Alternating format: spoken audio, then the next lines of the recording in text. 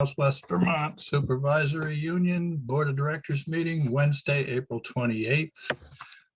It's around 5 p.m. For the sake of attendance, we have Superintendent Culkeen.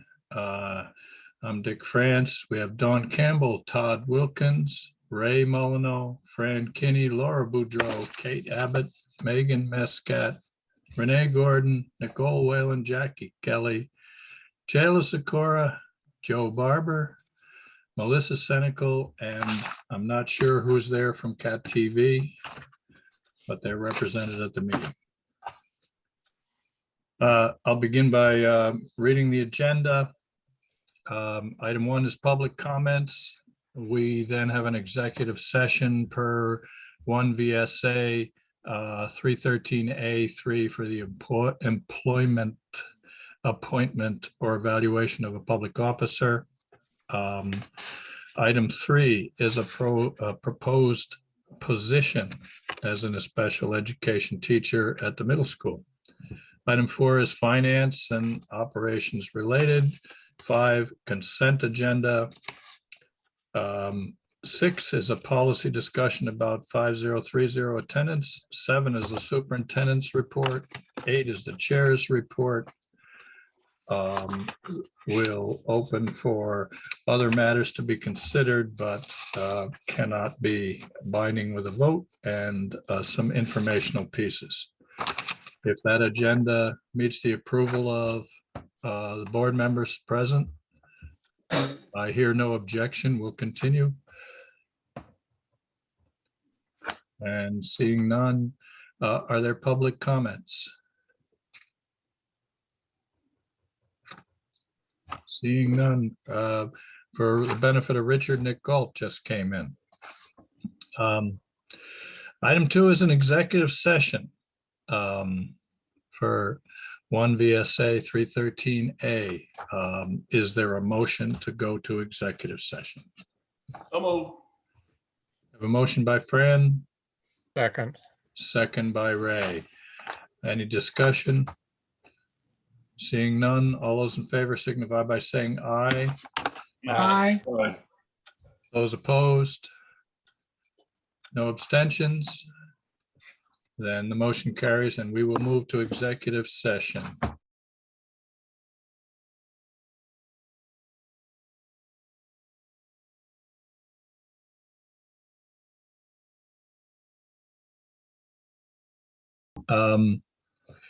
We took no action in the executive session, but item 3 is a proposed position. So the special education teacher for the middle school.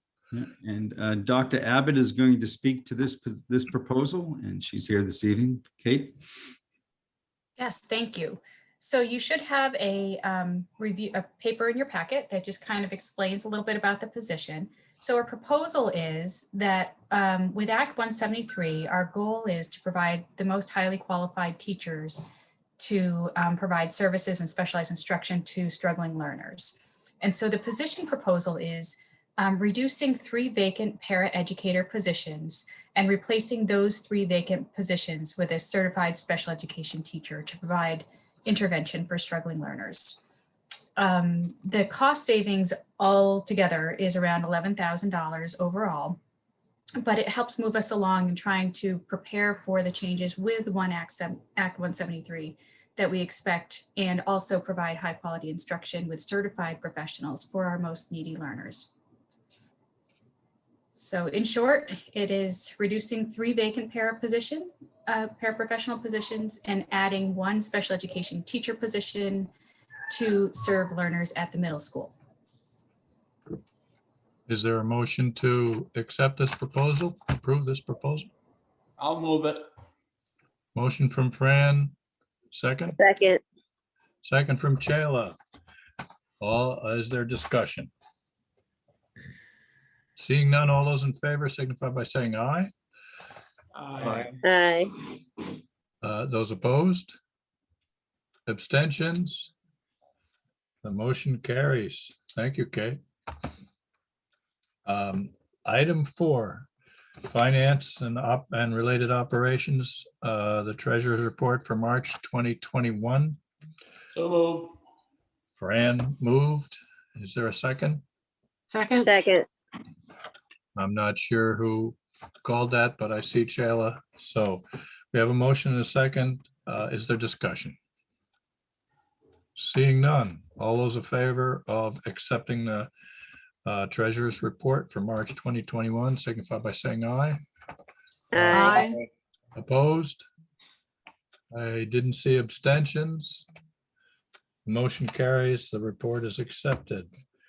We now have the consent agenda, including the minutes from March 24th. Warrants, I'll leave move of it. absences, retirements. Fran has I'll moved second it. and Ray second. Is there discussion? The only question I have on these is under public comments. Jeff Leake recommended that the SVSU board consider creation of a parent advisory group. Yeah. I don't see Jeff here tonight. I can contact him because he was going to provide some draft guidelines for us.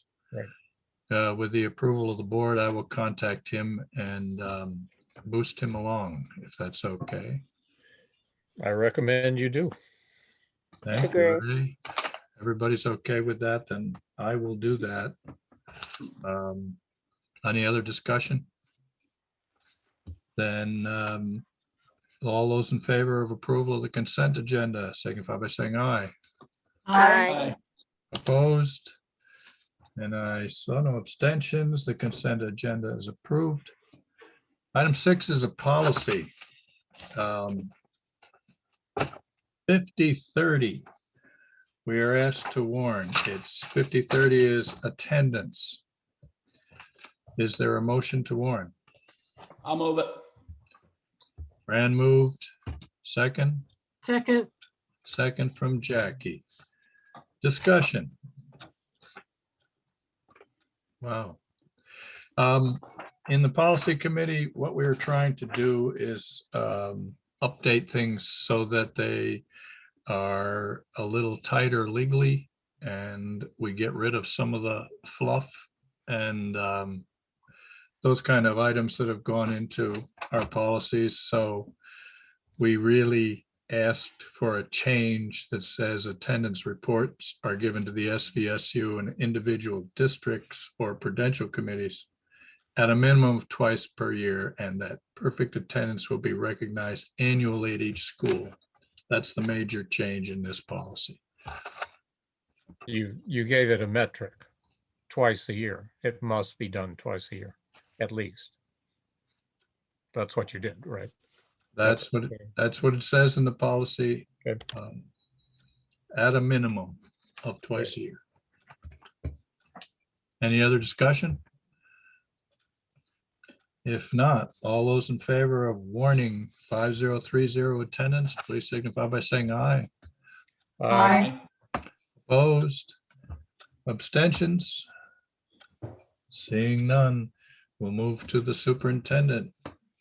Jim Culkeen, your report.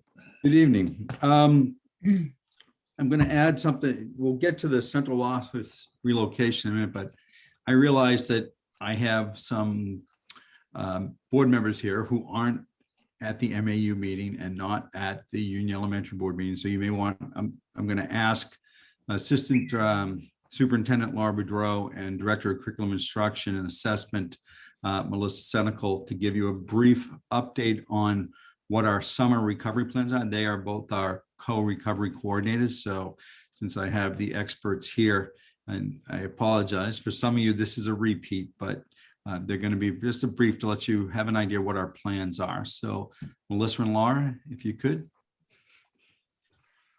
You want to start or want me to start? You start and I'll plug in. We're good tag team.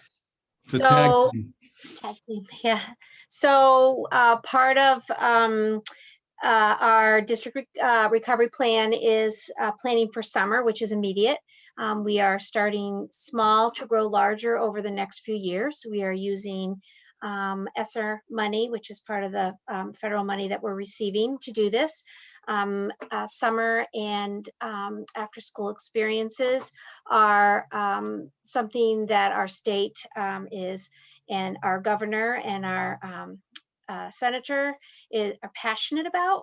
And so we have started there. We will be running a recovery program this summer for early ed. We will have 3 elementary sites at Pownell, Shaftesbury, and Molly Stark. We'll also have a site at the middle school, and we'll have a site at the high school. We are working on securing coordinators for those positions, and we could not be more pleased. We were super worried that staff are tired, so we weren't quite sure what kind of interest we were going to get, and we couldn't have been more pleased with. I think we have a great pool of people willing to work this summer to support our students.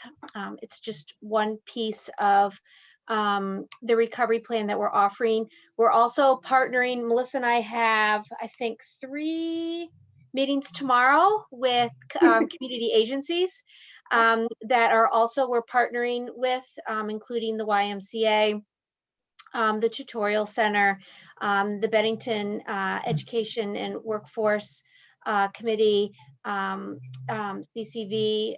So we're trying to build some infrastructure that we will then have. And I'll let Melissa share a little bit about what the programming is going to look like. So we're really excited that one of our consultants that we have for literacy gave us some consulting ideas for a successful summer program that they ran last year, because we want to make sure that it's a very effective way that we design it.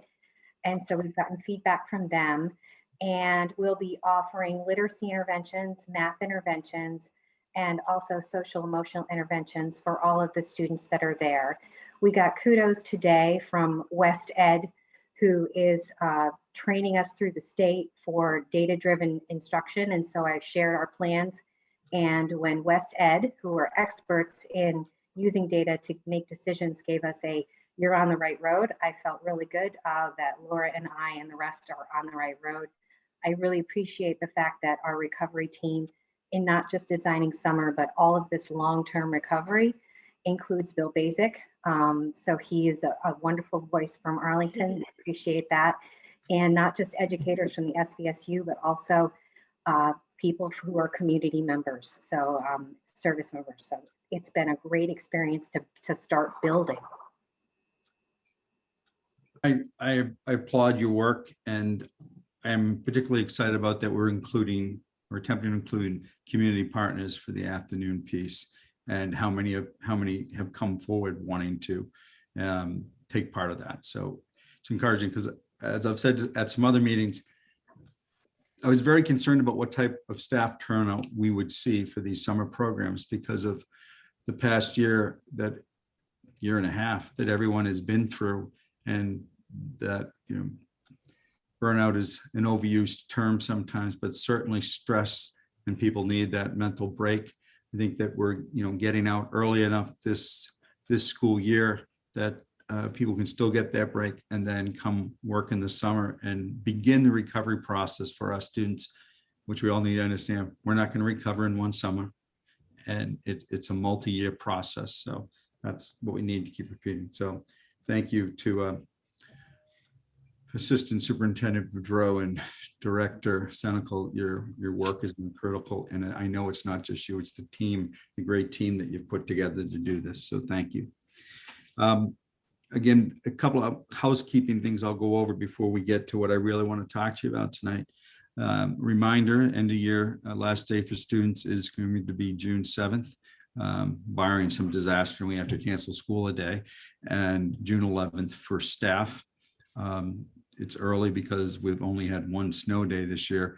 All other snow days that we may have typically been a snow day was a remote learning day. So that goes to what I just finished saying, that I think it'll give people the mental and physical break that everyone needs.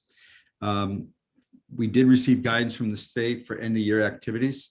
The high school is planning on doing a physical graduation outdoors with a rain date. So where that is different from in previous years, if it rains, they move inside. That's not going to be possible. So it'll be a ticketed event outside. Details will be coming from the high school on that. Each family will receive a limited number of tickets, but there will be a ceremony. It won't be the same outdoor graduation ceremony that we've had in years past, because we're limited to how many people can be there. So that will put a limit on extra activities besides the graduates there. Not necessarily all the community can be there. So because we have to keep it under 900 people under our guidelines. And there's almost 200 graduates, and then they get family tickets. So we have to limit other activities that can go on at graduation, but more will be coming from the high school on that. The elementary principals will be meeting with them next week and start to talk about their end of year guidance. As I've been asked by some principals, like, what can they do? I've asked them to submit their plan to us, what activity they're thinking that they want to do in building moving up ceremonies or graduation ceremonies or whatever individual schools call it, are not going to happen. But if they can plan some type of other marking of the end of school for students there and moving on to another school, we'll support that best we can. Those are all vetted with Ashley Walker, who she's a middle school nurse, but she has been functioning as our COVID coordinator and doing an outstanding job for that.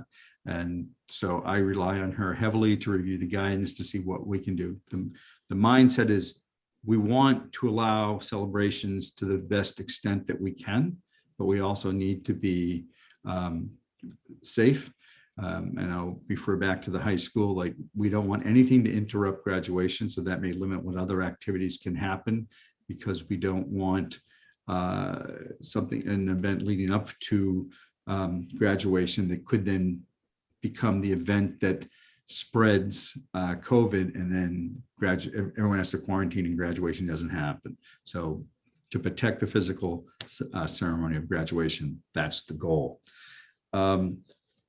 So we will be guiding principals on what those end of the year activities can. We also had a meeting today. Busing continues to be a struggle. There's Renee's office and the tech office and Dufour. I can't praise them enough for cooperating and working together to try to get as many students as possible on the bus, but still to keep the physical distancing that has been required. And so we're came up today with another proposal that we will try to unveil on Tuesday of next week, Monday afternoon of next week. Basically, we have to keep seating charts on buses, and so that if there is a COVID case, then we can do the contact tracing with who's on the bus. And it's been a challenge. And there are, I'm sure you might, as board members, you might have heard complaints from parents that last year they rode a bus and this year they can't ride the bus. What's going on? There were courtesy rides in the past, like maybe you didn't qualify because you're living too close, but the bus is going by your house and we have room. So yeah, of course we'll pick you up. We're not being able to do that this year because of capacity limits. Or if you indicated that you were going to be remote, so you didn't want a bus and now you want to send your kid back to the bus may already be at capacity and we can't. But we're looking at individual cases. The tech department, Lane department gets a request. The process is supposed to be on Wednesday before, and then we can't, somebody can't call and say, I need to go on the bus tomorrow. It takes time to change the seating charts, because we'll be adding one extra kid to the bus can bump everybody else in their seating. And you can imagine that with what did Renee, 35 bus runs is the total. So you can imagine the manual work to do that, because there is no software that does a seating chart on a bus. We can produce a list, a roster by the computer program of what the software program, who's on the bus, but actually assigning them to seats, because of the factor of we can fit more on a bus if there's a sibling, as long as the siblings all sit together. And then we have the issue. I mean, I'm just illustrating how complicated this process is with busing. And if there's a kindergarten student on that bus, they get assigned the seat behind the driver. And if they have a sibling, they're sitting with them. So it's just every week that seating chart is getting revised. And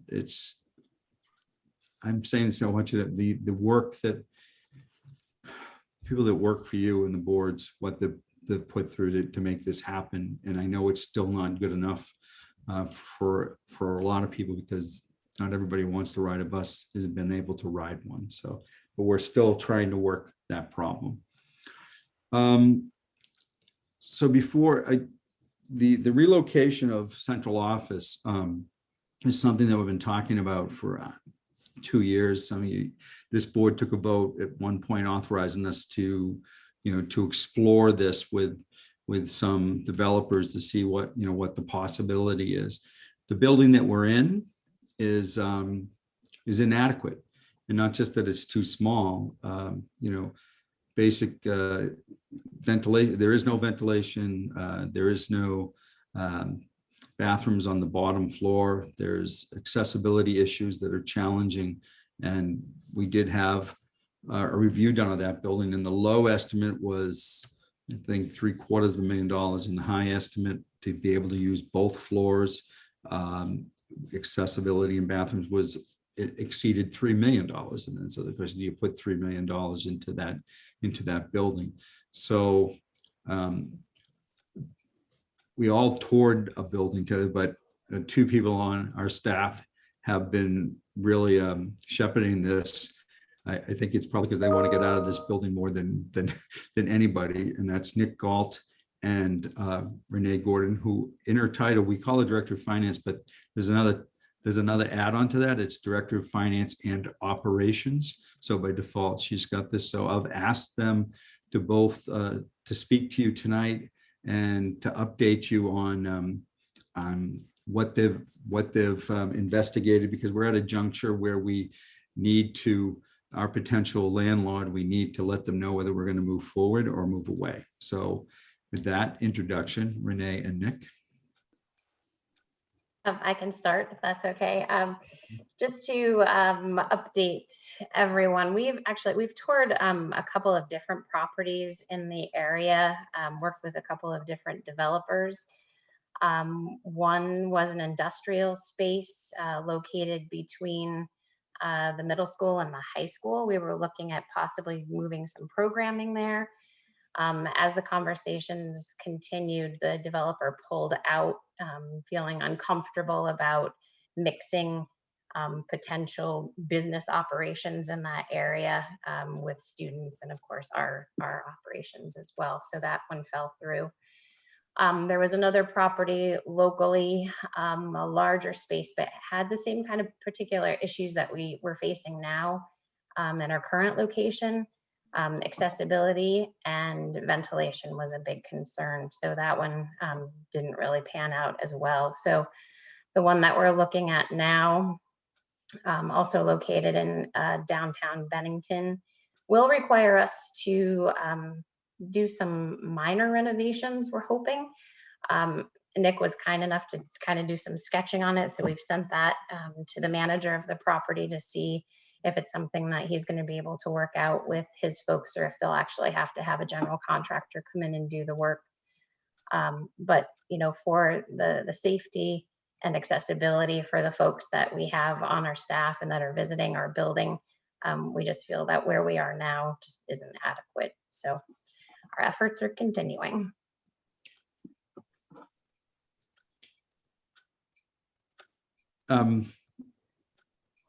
The question I would have if I was a board is like, what is this going to cost, Renee? So you have, without going into specifics, because we are in a public meeting and we're in, we don't want to have public negotiations with what but we're hoping to make this as cost neutral as possible, because we do rent the building that we're currently in, and we pay for all repairs and maintenance and all costs directly. It's a direct bill to us. Am I explaining that correctly, Renee? Absolutely, yes. And so you add in what we're paying for rent and what our direct costs are, it's pretty close to what we anticipate the rent would be for the other location. But That's what correct. I And guess what we need from the board, there's no contract to sign, there's no, because we're not at that point. But the property manager would like what, a commitment from us, that Renee, that we're still going to pursue this, because, you know, as you can imagine, they have other people that may be looking at the property too. We are considered, I would say, a desirable tenant because we're going to be somebody that's probably going to be around for a while. So that, you know, makes us, I hope anyways, and that makes us, unless, you know, they merge us again with somebody else, but that's a story for another day. So it's, I know I'm not explaining myself, but anyway, I had a sarcastic comment and then that threw me off, right? So does the board still desire us to pursue this, or do we shut it down and look at what it's going to cost further to rehabilitate where we are? But my recommendation is that you allow us to pursue this, and then we'll be back to you with what the, you know, if the project manager has answered Nick's drawings, we have a better idea of what cost is, and then we could make a commitment to them. Go ahead, Renee. I just wanted to add that the manager that we've been working with on this one particular location has been more than willing to kind of forego what the going rate is for office space in the quadrant of our state. We're clearly well under market. And he has proposed back when the board, I think it was maybe even 2 years ago now, authorized us to provide him with a letter of intent. He would net everything together for us to include our utilities, the rent, you know, they have trash and all that there, with a minor escalator increase every year to kind of very slowly get us back to what might be more reasonable in the market. But he has other SUs actually further up north renting properties, and they are, I want to say, almost double what the market or the square footage rental amount is for what he's proposing us to get into this space. Would the board, excuse me, Jim, go ahead. Just a reminder, you know, the SU can't own property. So that's, you know, if anyone's wondering, like, well, why don't we just buy a building or build them? We're not allowed by statute to own property. So that's why, if anyone's wondering, that's why we're looking to rent. And there's no, you know, there is no, just like in buying a house, there's never any ideal property. You make compromises on what you're looking for. And there are compromises with this, but it meets the accessibility and ventilation. And I think it's an upgrade to where people work. And I think it also puts a public face on the SU if you bring us down into the downtown area, and it helps with that. But short of building our own building, which isn't going to happen, there is no ideal space or ideal location. So that's it.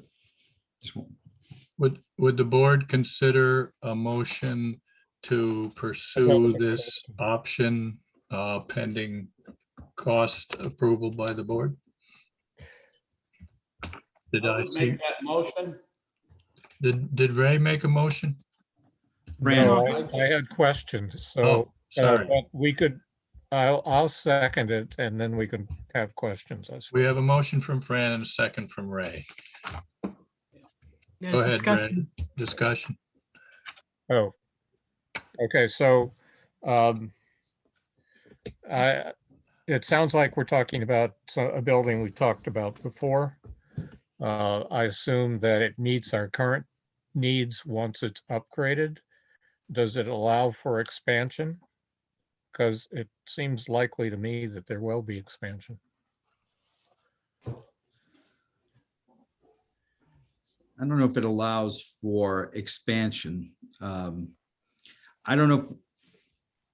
There are multiple spaces within this building that are leased off and on by other entities. There are multiple spaces available now. There's a primary space and some supplemental spaces. So it is not impossible to say that should we need additional space 5 years from now, we may be able to secure additional square footage within the Just state like we're building. not in the same space, we're in two different spaces within this building. There's not one space in that building that's big enough for us. So we'd be putting, different operations in different parts of the same building, certainly not that far away. No one's going outside to, cross in a parking lot to go to a building. So to Nick's point, if we needed more space in 5 years, we just might have to wait for a tenant to leave. And you've space planned for what these two spaces to see that everything fits Yes. with functionality. I've been in I've walked the facility Yeah. twice. And then most recently, Renee and Nick went. Technology has been to tour the building to see if that meets our needs and requirements. And, again, we're not signing anything tonight. We could, Right. But So all you want from us tonight is, go and keep looking, or let's get the bottom line on this building. bottom line, and possibly bring a contract back to you with a final proposal. Right, and since we are renting this and we are an entity that doesn't so-called pay taxes, we collect everybody else's. But is that taken into consideration with the rent? The property is owned by a private company, so it's a taxable property. So the landlord is paying property taxes. They'll pay property taxes whether a nonprofit or a profit business was in the building. So I guess my question is, do we actually have a floor plan for usage here? Yes. Okay. And then The working on changes to that would make it more copacetic. so to speak. building manager provided floor plans for as they exist. Yeah. And then we marked up, or I should say Nick marked up, where we would need some petitions erected, basically. And so they're looking at it now. It's to see like what impact that is on HVAC, and whether that's something that they can do with their own in-house staff, or whether we would have to hire a contractor to do it. And then that would give us a better idea of what that price is going to be. Okay, And so there's plenty of parking and for everybody, and I believe so, yes. we're just authorizing you to continue with this process toward a desired conclusion, and ultimately we'll be asked to vote for. I would hope that if not your next meeting or no later than 2 meetings, we could have an answer back to you that, we either have, this is what it's going to cost, here's the contract. Do you want to sign it, or do you want us to keep looking? That would be my goal. We're at that point that both sides have to make a decision, whether they want to lease to us and whether we want to lease there. But we need, we're going to need some more space. Obviously I got to come back to you with what the exact costs would be and whether it's still feasible. Are there other questions? We have a motion on the floor from Fran, seconded by Ray, I believe, to encourage the powers to pursue this and eventually return with a contract or some more information to this board. No money down at the time. All those in favor signify by saying aye. aye. Aye. Aye. Opposed? No abstentions? The motion carries. Thank you, Renee and Nick and Jim. I have one more thing to talk about. ESSER funds. I've asked Renee to give the board an update of where we are in the process of applying funds and determining projects. Just a brief update. Renee? Sure. So we have fully budgeted our ESSER 1 allocation, as that due date from the agency is tomorrow. Had we not budgeted that, they would be sending money back to the federal government.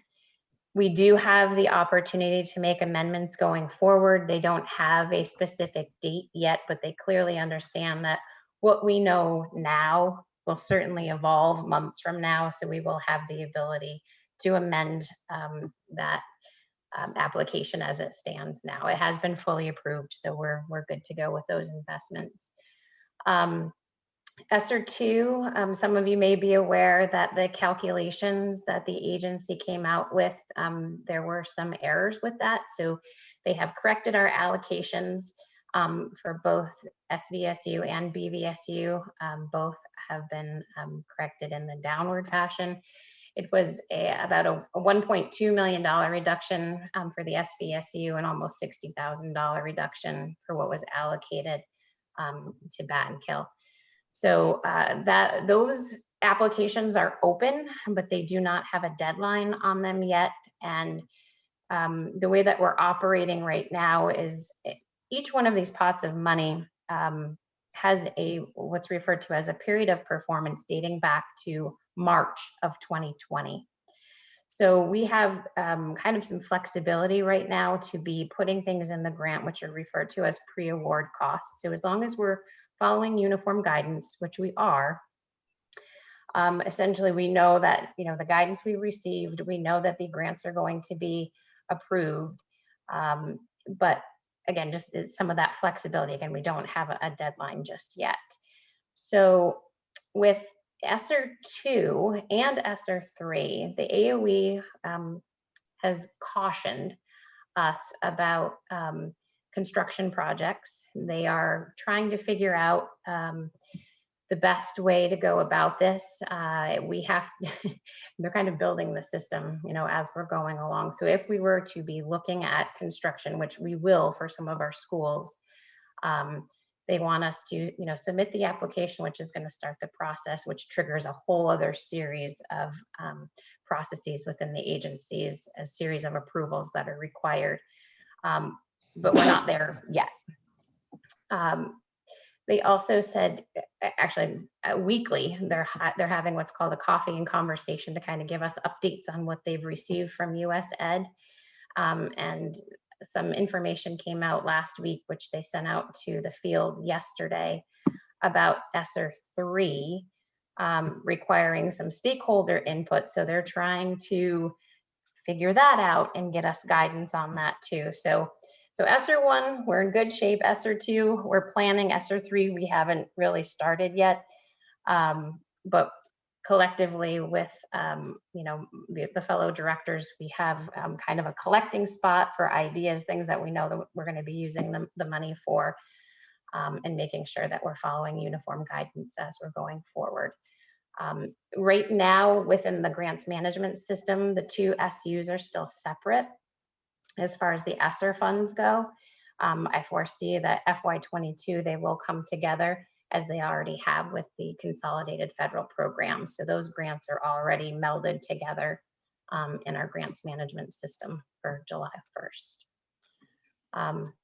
There's a lot more to it, but I don't want to get into the nitty-gritty details of my world. Unless you have questions, I'm happy to answer them. Questions for Renee? Ray? Well, just remind us of the amounts of money in these two programs. Forget about ESSER 3 for the moment. And where is the proposal for what we're doing with the money? Is that publicly available on our website? There are plans, and I would defer to Laura if there are. I know we've had to submit things to the agency. I think the agency is publishing information on their website, perhaps at the state educational agency level. I don't know if they're detailing it by LEA. I'm sorry, I'm just trying to pull up our. Yeah. Ray, it's similar to the other grants that we have. They give us categories and then we submit. So for example, the recovery summer piece that Melissa and I talked about is part of ESSER 1, and they have a section that's called summer extended learning, and you submit pieces to that. So ESSER's run, the system is set up just like it is for title grants. And so there's different categories. Are you interested in the categories, Ray? The different categories that are available? I'm not interested in having you give us a list right now. I'm just, I think we ought to make sure everybody knows what kind of money we're talking about. And then I think it should be available, at least the broad outlines of what you're going to spend money on through ESSER I grant. think certainly once we see whether it's approved or whether we have to make any amendments to it, because right now it's speculative whether they will approve any of it, what they will approve. But I have no hesitation whatsoever to put out there what the projects will be. Yeah. Thus far, ESSER 1, I can say for our SU, the investments have been focused around clearly summer learning and supporting those efforts, and then anywhere from sanitation supplies, PPE, cleaning supplies, additional bus runs needed because we're having to maintain that physical distancing, so we've had some additional expenses there. So yeah, I mean it's kind of running from A to Z what's allowable, and then we're kind of putting money into these categories. But as for ESSER 1, the amount that was allocated to Bat and Kill was $144,373. The Southwest Vermont SU was $1,893,378. And then the corrected amounts for ESSER 2,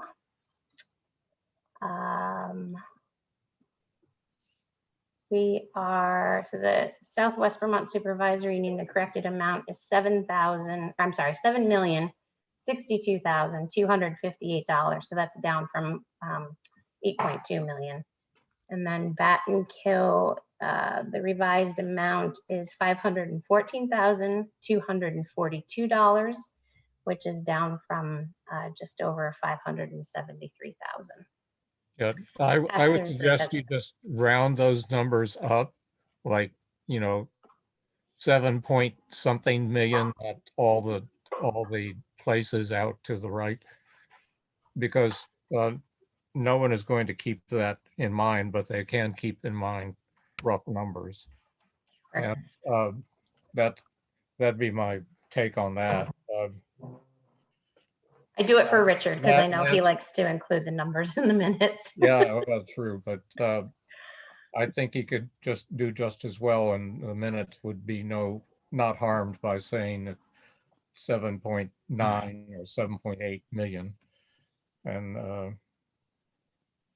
at any rate, last month it was 8 something million for ESSER 2. Correct, 8.2. That's the correction you're talking about. Yeah, so we're down to 7.0.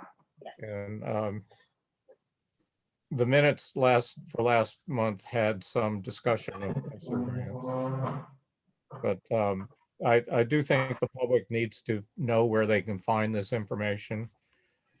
And it should be available in some form or other, because there needs, people want to know where this money's coming from and what it's being used for. I do, in fact. And did this money take care of the HVAC?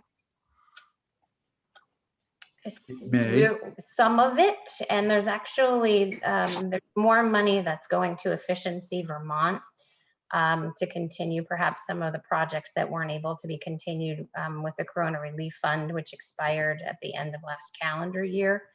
But again, they're still waiting on the feds for some guidance with that before they roll out how they're going to distribute those funds. And what about air conditioning, like the high school and some of the grade schools? That's what we're pursuing, and Oh, good. we haven't had a word back if that's an option that we can include under the ESSER funds. But the middle school, possibly the high school, possibly a couple of elementary schools, with the whole idea that they can be year-round schools, that's on the table. We have not received word back yet whether the funds will be allowed to use for that. Well, it's hard to go to school in the summer and re-up all the skills That's that why you we're missed. pursuing it. Yeah, Particularly, the middle school, so the MAU members will hear me say this, Tim Payne puts it in his budget every year and we cut it every year. And because the ventilation is at the high school is going to have a major overhaul, it makes sense to pursue a system that can be adapted to air conditioning. And while we're at it, we're saying like, well, some of our elementary schools have all had recent ventilation projects. Can that be added? Can air conditioning be added to that?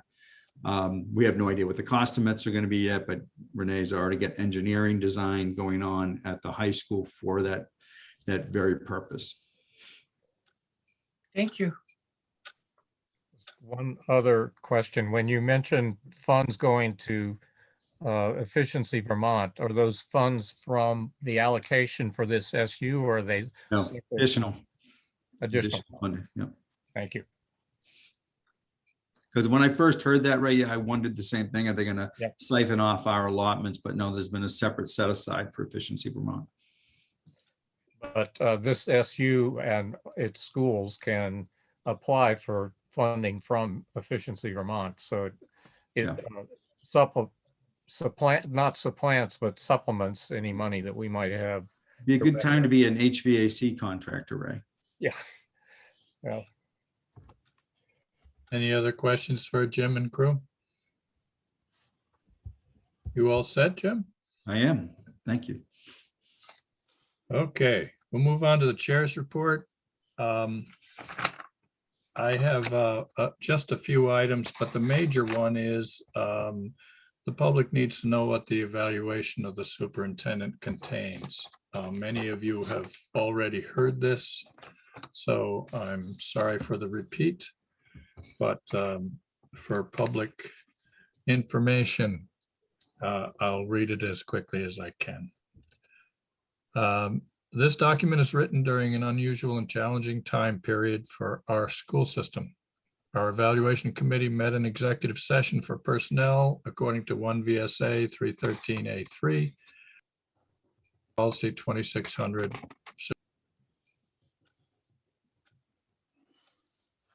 Oh, Dick, I think you just muted yourself. I did. Oh, I'm sorry. Is that better? Yes. There you go. What did I miss? I'll just continue. The superintendent provided the following list of his goals for 19 and 20.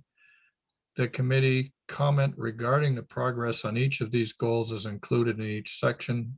The committee had also intended to include information in this evaluation gleaned from interviews with various educational program leaders in all levels of the system. Due to conditions created by the COVID pandemic, the committee was unable to complete these interviews. The superintendent's goals. 1, SVU ESD merger integration. The superintendent has effectively shepherded the creation of a merged district, the SVU ESD, in accordance with a timeline determined by the State Board of Education. Included in that effort have been the following articles. An integrated budget. All districts were asked to submit requests for physical plant programs, staffing, and maintenance needs with explanations. This budget went through a number of revisions to achieve a working document acceptable to district voters. That budget was approved. A facilities committee was created to address various current and future physical plant needs, as well as property issue planning, such as the storage facility, Bennington Town salt shed, property offer. That committee has continued to report to the board. Mr. Culkeen gathered his department directors, principals, and several board members to form a working group needed to study attendance zones related to busing issues. These issues have been resolved. Mr. Culkeen has developed a plan for school choice within all schools in the SVU ESD. The SVU ESD has voted to approve this plan as a pilot program. 2, facilitate BVSU joining SVSU on or after 11/15/19. BVSU is to dissolve on July 1st, 2021. Representatives from Arlington and Sandgate have joined SVSU meetings effective May 27, 20. Although state mandated to join the SVSU, BVSU filed a formal request with the State Board of Ed to extend the timeline a year beyond 2021. The request was denied, and these representatives are now active participants at SVSU meetings. BVSU administrative processes will be folded into central office practices going forward. Policy review will be part of this effort. Part and parcel of this process of integration of the two supervisory unions is ensuring that the process of financial integration is transparent and that costs are assessed fairly among the districts. To improve transparency in the area of how costs are assessed to districts constituted of the consolidated SVSU and BVSU, the superintendent has suggested that a group of board members analyze these assessments and suggest revisions that may be required to the allocations to provide equitable benefits to all students throughout the districts. 3, family and community engagement. Mr. Culkeen planned to support student and staff growth and development in a variety of community events. Some committee members have had the opportunity to observe Mr. Culkeen as he does walkthroughs at state conventions and at select board. He is focused and thoughtful, communicates well, and provides transparency on issues such as budgets, equity issues, and town support. He has included the information officer as part of community engagement. 4, teacher evaluation progress tracking. The goal was added at the request of the evaluation committee. He has stated that a digital tracking system has been implemented, that all teacher evaluations have been completed, and that an end-of-year summary will be delivered to the board. 5, school culture and climate. Mr. Culkeen has proposed benchmarks and action steps, but this goal is still pending. The AOE has indicated that they will develop a formal survey format to be used by all districts to evaluate school culture and climate. That form is not yet available. 6, social justice and cultural competence. Mr. Culkeen has successfully advocated for the employment of an equity coordinator for the school year 2021.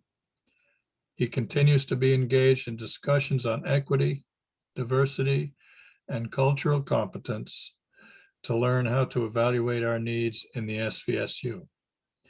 An equity coordinator has now been hired, and we will expect progress reports on a regular basis. 7, develop systems to support the success of all students as required by Act 173 of 2018. This is phase 2, as a continuation of a goal from 2019, extending through 2020 and 21. Curriculum changes are being developed locally.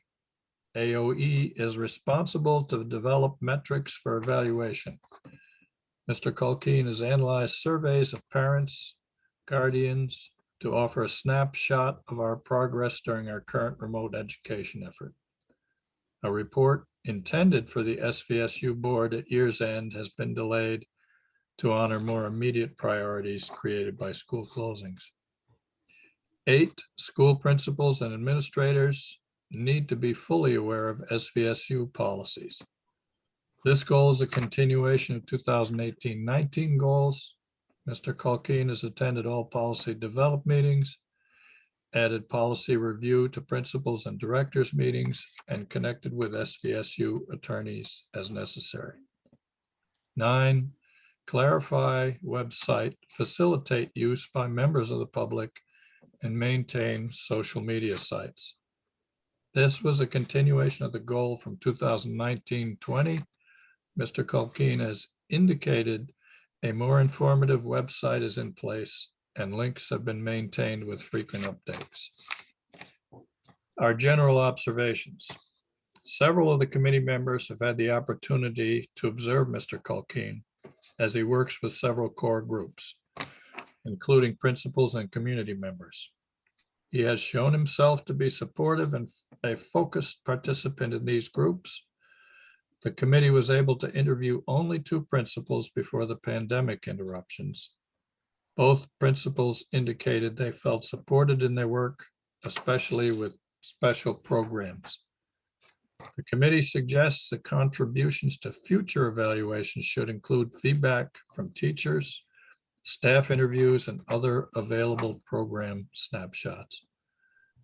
The evaluation committee finds that Mr. Culkeen has addressed his goals, is facilitating a complicated merger with another supervisory union, and is providing sound and thoughtful leadership through a most difficult year. Those on the committee were Leon Johnson, Chayla Sikora, Ray Molyneux, and myself. And I wish to thank those people for their hard work in putting this together. I know that the board has already approved this evaluation, so I'm not sure that we need any more action on that particular item unless there are any comments folks want to make. Seeing none, I only have a couple of other things.